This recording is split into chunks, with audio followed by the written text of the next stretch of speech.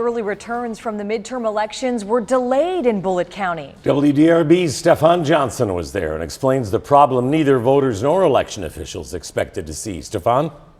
Well, this was the problem at all 5 voting centers in Bullitt County. Long lines of people waiting to vote, and they say it's because they had higher than expected voter turnout.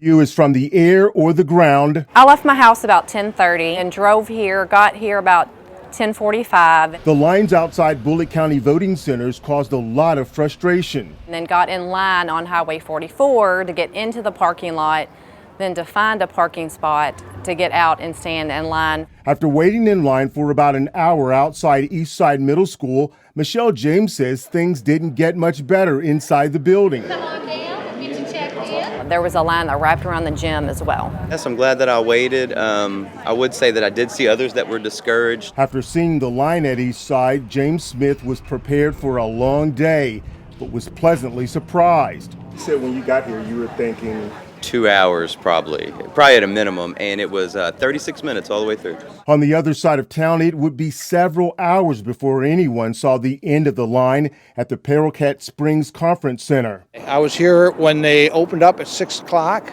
and then I went to 2 other polling locations and came back here, and it was such a mess I decided I'd better stay and help. Keith Bond is with the national nonpartisan group Election Protection. He spent most of the day outside Bullitt County voting centers and got an earful. People have been telling me that it's just ridiculous that to have to wait this long to get in there, and it's kind of confusing inside. They started out heavy before 6 a.m. and they have stayed this way all day long. Bullitt County Clerk Kevin Mooney says voter turnout surpassed even the last presidential election and caught everyone by surprise. We voted in this center in 2020, and we did not have lines that looked like this.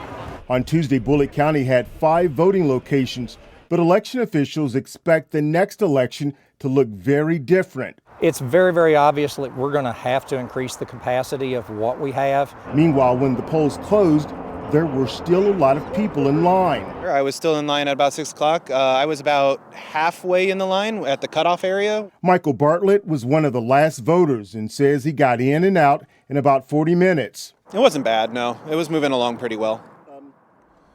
Bullitt County election officials say they're already working on a game plan for the 2024 presidential election. With photojournalist Chad Kentlener, I'm Stefan Johnson, WDRB News.